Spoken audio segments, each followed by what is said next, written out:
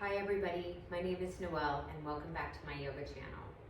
Today's quick tip is how can we find Tadasana in every single pose?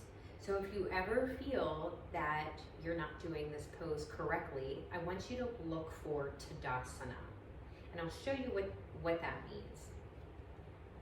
Tadasana is standing at the top of the mat, feet together, big toes are touching, strong legs, strong glutes. Pull your belly in slightly to feel that 1% lift of the low back. And there's the cat.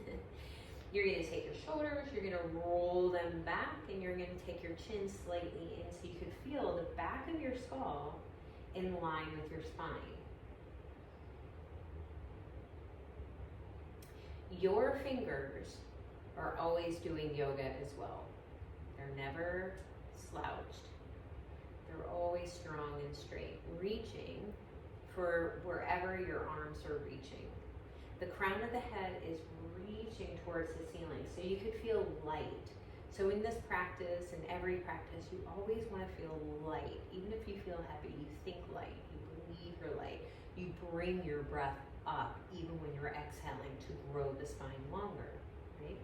So you are here in Tadasana. Okay, so furry. Okay.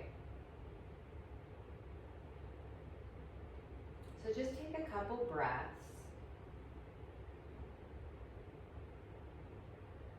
And sometimes during the day or during my practices, it depends on the day and the stress. I notice that I'm often doing belly breathing and not the rib cage breathing. So there's a lot of time inside my mat that I have to take my hands to my rib cage and make sure that I'm breathing the ribs, not the belly. It's difficult, but when I notice when I'm breathing just for the ribs, the pose becomes more difficult, and I feel a little bit lighter, but more strong in the legs. Okay, so maybe practice breathing with just holding your rib cage. And maybe taking the arms straight again and feeling the difference between when you first started to having your rib cage breathe, especially in the back of your heart. So the front of the ribs are always pulling in and down every time you exhale.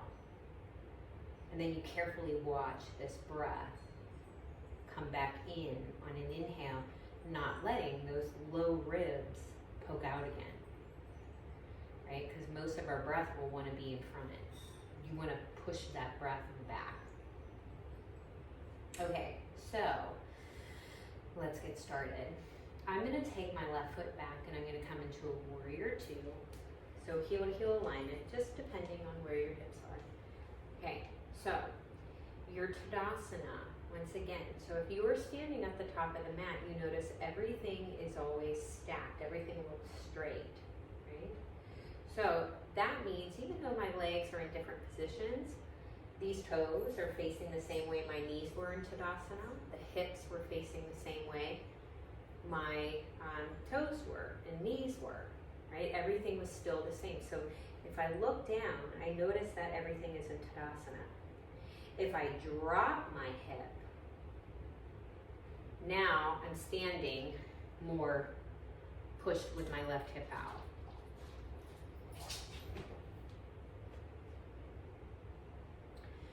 So I'm going to take my knee and I'm aligning it with my ankle. I notice that this hip is in line with that ankle. Right? This is the biggest part where it becomes no Tadasana when you bring that arm all the way down into an extended side angle. Does that make sense? All of a sudden, the Tadasana feel has become collapsed, and you have collapsed yourself into this pose. So an extended side angle is always best to keep modified. Elbow to the top of the knee, pressing that knee behind you. Right? You want to take the arm up and over, and those fingers are still reaching. Now notice these fingers here, palm up, and those fingers are still reaching. Now, I can feel this collapsing on the right side. And I'm going to scoop that up, and here it is, Tadasana. The arm is in line with the shoulder. Shoulder is in line with the hip. And the hip is in line with the ankle. It becomes really difficult to hold this, so it's modified. I'm taking my scoop, and I have a scoop in the back. I'm just going to get out of that. But I've got a scoop. My butt always comes like out and scooped, and so I'm always working on pulling that in. So as you're doing Tadasana, I'm going to do it on the other side, the extended side angle. As you're working all these different poses, you're working spine tall, and you're noticing when you've collapsed.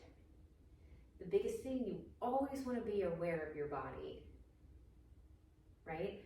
Not how deep you can go in the position. It's aware of how your joints and everything is staying safe. Because sometimes you don't need to go as deep.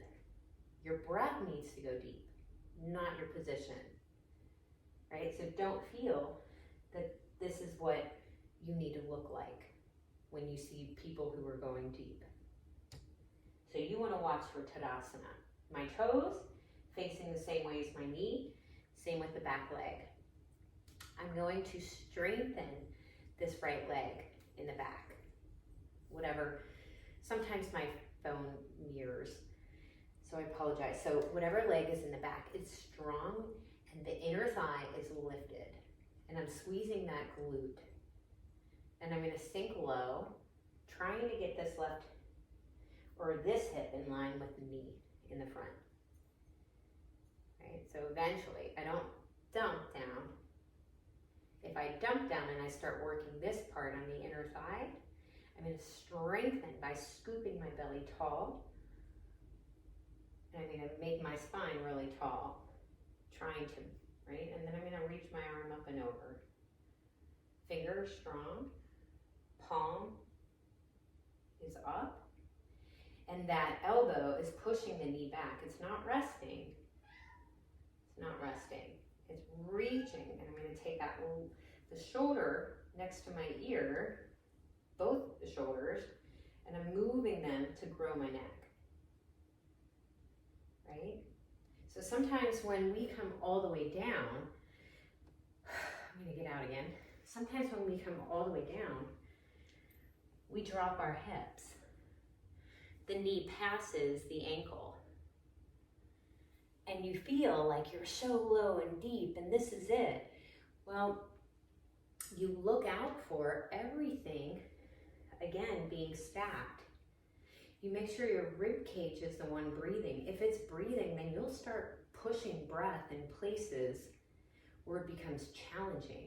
And then all of a sudden, you'll be like, hey, I can't be here. I need to come up to a modified to get more strength into the leg. And your body will speak that to you, right? So, and the other thing you want to look out for in Tadasana is everything is always equal. So as you are equal standing on both feet, you're in positions, again, in that warrior two. This back leg feels equal. So you're pushing the amount of weight as you have on this leg. So if you notice when you come down, bringing all the weight forward, right? You're pushing all that weight back. You're trying to figure that out, right? And so sometimes you're in your head too much, and then we're like me, and then I'm trying to figure out how to push that breath down and back. And then there's often times during those practices that I don't want to go as deep because I just can't get there. And it depends on the stress, it depends on the day, it depends on how much I ate, it just depends, right? So that was just a little quick tidbit for everybody, and this is for all levels. That's what you need to really make sure that you're careful with, because yoga will hurt you if you're not careful and you're heavy on your joints, right? Just because you can go deeper. You don't want to do that. Always take care of yourself. So, okay, well, thank you.